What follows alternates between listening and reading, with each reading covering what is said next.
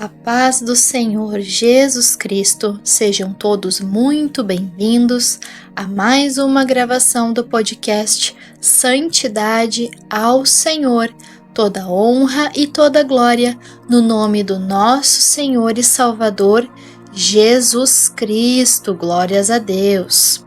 Na palavra de hoje, a gente vai entrar lá em Gênesis, aleluias, na parte da corrupção da humanidade. A gente vai dar uma lida em alguns versículos que falam a respeito de como a humanidade estava se comportando nos tempos de Noé. Quando o Senhor estava muito entristecido, muito com o comportamento da humanidade, daquele povo naquela época. Glórias a Deus. Vamos lá então. Gênesis capítulo 6. A gente vai dar uma lidinha no versículo 5 e 6. Glórias a Deus. Capítulo 5 então. E viu o Senhor que a maldade do homem se multiplicara sobre a terra e que toda a imaginação dos pensamentos de seu coração era só má, continuamente. Então arrependeu-se o Senhor de haver feito o homem sobre a terra e pesou-lhe em seu coração. Oh, glórias! O Senhor viu, ele provou a maldade do coração do homem e ele ficou tão triste, ele ficou tão irado ao ponto de arrepender-se de ter feito o homem e pesou no seu coração. Oh, meu Deus, o que aquelas pessoas não estariam fazendo? Aleluias! O tanto que aquelas pessoas saíram da presença do Senhor, o tanto que aquelas pessoas pecaram contra o Senhor, para o Senhor ter se arrependido de ter criado o homem. Mas, no meio daquele povo, no meio daquelas pessoas, existia um homem. A gente vai dar uma lidinha lá no versículo 8. Noé, porém, achou graça aos olhos do Senhor. Então, no meio de todas aquelas pessoas, de todo aquele povo pecador, Noé se manteve no caminho, no direcionamento do Senhor. Capítulo 11. A terra, porém, estava corrompida diante da face de Deus. Encheu-se a terra de violência. E viu Deus a terra, e eis que estava corrompida, porque toda a carne havia corrompido o seu caminho sobre a terra. Oh, tremendo Deus! A terra estava corrompida diante da face de Deus, cheia de violência. A palavra do Senhor, ela diz que naquela época os filhos de Deus casaram-se com as mulheres dos filhos dos homens. Havia uma mistura de raças que o Senhor havia ordenado que não se misturasse. Aleluias! E toda a carne havia corrompido o seu caminho. Ninguém mais estava na presença do Senhor a não ser Noé, servo do Senhor, que achou graça aos olhos do Senhor.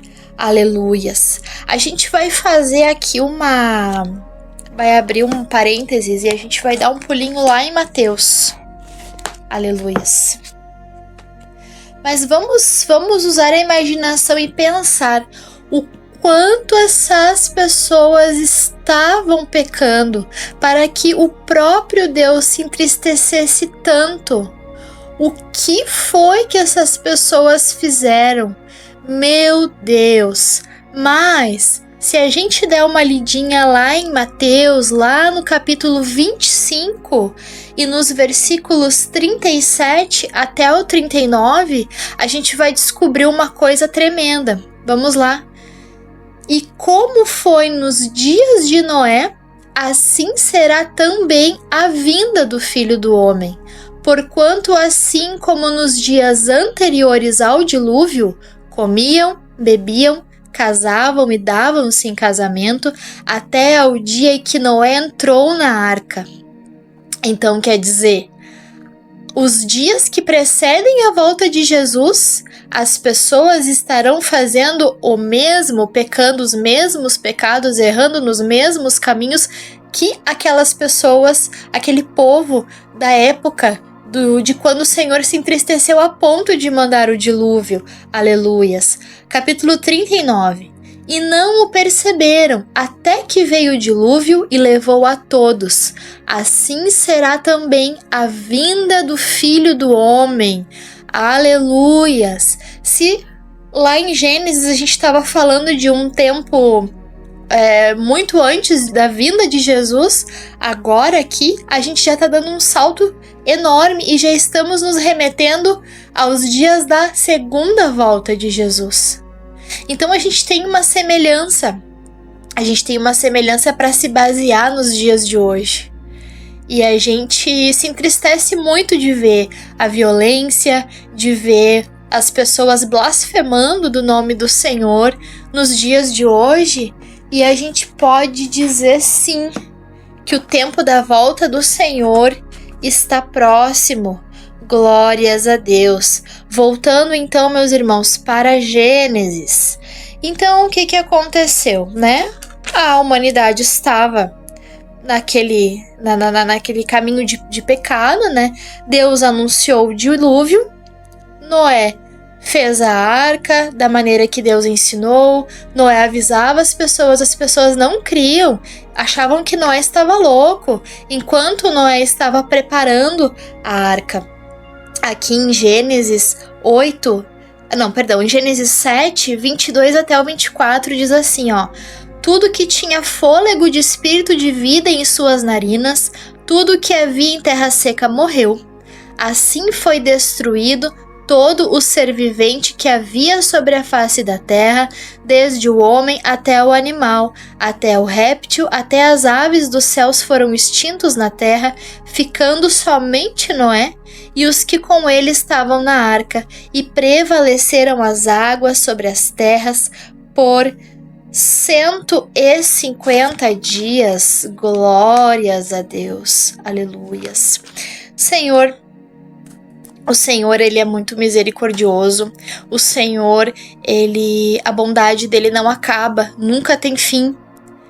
Então, ele resolveu não acabar com a criação dele. Ele permitiu que Noé, sua família e os animais que Noé resgatou repovoassem a terra novamente. Mas eu quis falar da palavra, da parte de Gênesis, ali a parte de Noé, porque a gente vê muitas semelhanças nos dias de hoje. Claro que o Senhor não mandou até então ninguém construir uma segunda arca, mas essa arca, ela é figurativa.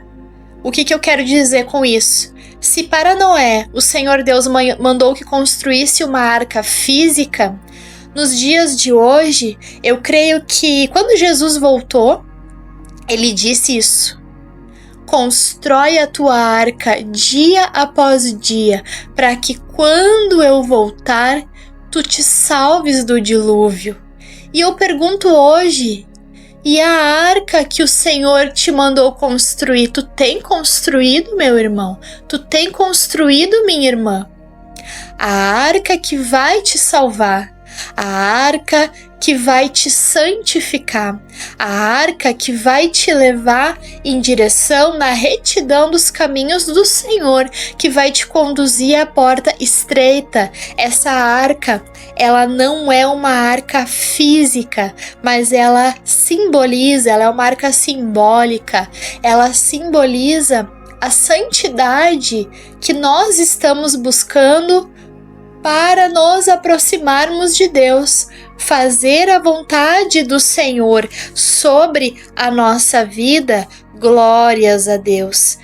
Então eu chamo todos e todas os irmãos, as irmãs que estão ouvindo o podcast de hoje a buscar mais a palavra do Senhor, a clamar mais.